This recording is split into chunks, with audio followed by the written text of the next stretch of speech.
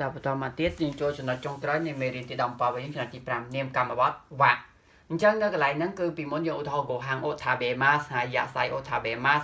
megane okakemas ហើយឬក៏ okane oharaimas អញ្ចឹងយើងប្រើអូតែនៅកន្លែងនេះគឺនាមកម្មបត្តិហ្នឹងគឺយើងប្រើវៈឧទាហរណ៍ phang o skawanai ដែលគេថាស្អីសូមកុំប្រើប្រាស់បិចប៉ុន្តែយើងចង់និយាយថាបិចហ្នឹងបិចរបស់ខ្ញុំអញ្ចឹងកុំប្រើប្រាស់អញ្ចឹងphang wa skawanai ដែលគេថាស្អីឬក៏ kono phang wa skawanai ដែលគេថាស្អីយើងសំដៅទៅលើបិចហ្នឹងឧទាហរណ៍ទី2 koko ni nimotsu o oite mo ii desu ka តើខ្ញុំអាចទុកអីវ៉ាន់នេះនៅទីនេះអត់ហើយយើងលើកយកមកនិយាយថាអវ៉ាន់ហ្នឹងអវ៉ាន់ហ្នឹងបញ្ជាក់សំដៅទៅឲ្យអវ៉ាន់ហ្នឹងគឺយើងអត់ឲ្យទុកឬក៏ទុកអីចឹងទៅអញ្ចឹងយើងសំដៅលើអវ៉ាន់ហ្នឹងអញ្ចឹងយើងបដូរពីអុមកវ៉ាវិញ nimotsu wa asoko ni oite kudasai នេះយើងយកអវ៉ាន់ជាប្រធានធំវិញអវ៉ាន់ហ្នឹងសូមទុកវានៅទីនោះណា boru pen de kotae o kaitemo ii desu ka តើខ្ញុំអាចសរសេរចម្លើយនេះដោយជាបិចឬក៏សរសេរជាបិចបានអត់តែយើងចង់និយាយថាចម្លើយសូមសរសេរជាអីមួយអញ្ចឹង kotae wa enpitsu de kaite kudasai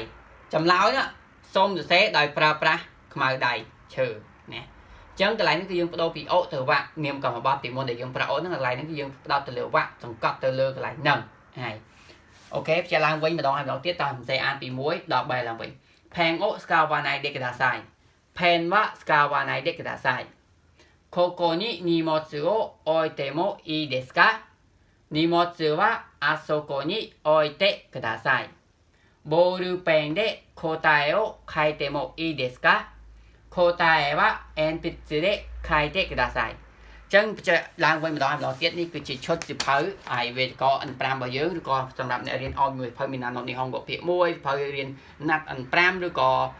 test JST អីជាដើមតើហើយសិភៅនេះគឺមានទាំងសិភៅពាក្យហើយនិងសិភៅពុំវេទិកាហើយសិភៅពាក្យនេះគឺខ្ញុំផុសចប់ហើយមួយក្បាលនេះពេញតែម្ដងសម្រាប់អ្នកអត់ចេះអានក្តីក៏អាចយកទៅរៀនអានបានដែរយ៉ាងងាយស្រួលមែនទែន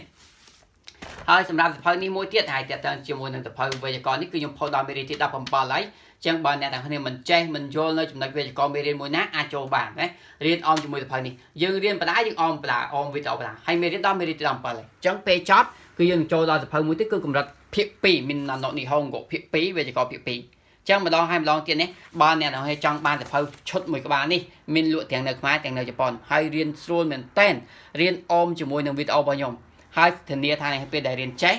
ចប់សិភៅមួយក្បាលនេះអ្នកអាចនឹងចេះនិយាយភាសាជប៉ុនជាមួយជនជាតិជប៉ុនចេះនិយាយភាសាជប៉ុនជាមួយនឹងអ្នកដែលយើងចង់និយាយណាជាមួយមិត្តភ័ក្តិដែលរៀនភាសាជប៉ុនហើយអត្ថប្រយោជន៍មួយទៀតគឺអ្នកអាចមានជីវភាពប្រចាំថ្ងៃនៅក្នុងប្រទេសជប៉ុនយ៉ាងងាយស្រួលម្ដងហើយម្ដងទៀតណាសិភៅនេះគឺជាយើងលក់ជាឈុតមានសិភៅពាក្យនិងសិភៅវេទិកាតែបើអ្នកអត់ទេចង់តាក់បានតែសិភៅពាក្យក៏បានដែរសិភៅពាក្យនេះក៏មានលក់ទាំងនៅខ្មែរនិងនៅជប៉ុនដែរហើយបច្ចុប្បន្នគឺខ្ញុំចេញច្រើនក្បាលមែនទែនរាប់រយក្បាលហើយសិភៅនេះគឺចេញច្រើនមែនទែនចេញសឹងរាល់ថ្ងៃតែជាអ្នកនរគ្នាដឹងហើយធ្លាប់មើលវីដេអូរបស់ខ្ញុំចឹងមើលវីដេអូអមជាមួយសិភៅវេទិកានេះនោះអ្នកនឹងអាចចេះភាសាជប៉ុនបានយ៉ាងងាយអូខេណាចឹងបញ្ជាក់ឲ្យចេះទៀតម្ដងហើយម្ដងទៀតបើចង់ចេះភាសាជប៉ុនកុំភ្លេចតាក់ទងមកខ្ញុំតាមរយៈ Facebook របស់ខ្ញុំគឺឈ្មោះថាកងវាសនាណា KONGVERSNA ចឹងឆាតមក account Facebook កងវាសនារបស់ខ្ញុំទៅខ្ញុំនឹងអាចធ្វើការប្រាប់អ្នកនរគ្នាពីរបៀបរៀនពីការទិញសិភៅពីការកម្មង់សិភៅហើយពីរឿងផ្សេងៗតាក់ទងទៅនៅក្នុងប្រទេសជប៉ុនដែលខ្ញុំចង់ដឹងដោយសារបច្ចុប្បន្នខ្ញុំនៅក្នុងប្រទេសជប៉ុនស្រាប់មានបទពិសោធន៍លើភាសាជប៉ុនជាច្រើនឆ្នាំរួចមកហើយ10ឆ្នាំជាងហើយលើភាសាជប៉ុននេះហើយធ្លាប់នៅប្រទេសជប៉ុនមិនក្រោមមួយឆ្នាំទេមួយឆ្នាំ2ឆ្នាំជាងហើយចឹងសង្ឃឹមថាអ្នកនាងអាចចង់ដឹងអីខ្ញុំនឹងអាចចែករំលែកបានតើអត់ទាំងអស់គ្នាអូខេតោះឥឡូវម្ដងទៀតយើងមកអានឡើងវិញនៅប្រយោគចាប់ពី1ដល់3នេះតោះទៅហើយ Pengo skawanai de kudasai Pengo skawanai de kudasai ដូចយើងដឹងចឹងទម្រង់ nai de kudasai សូមកុំធ្វើអីមួយនេះហើយ Koko ni nimotsu o oite mo ii desu ka Nimotsu wa asoko ni oite kudasai ដូចយើងដឹងចឹងទម្រង់ te mo ii desu ka តើខ្ញុំអាចធ្វើនឹងបានអត់ Ball pen de kotae o kaite mo ii desu ka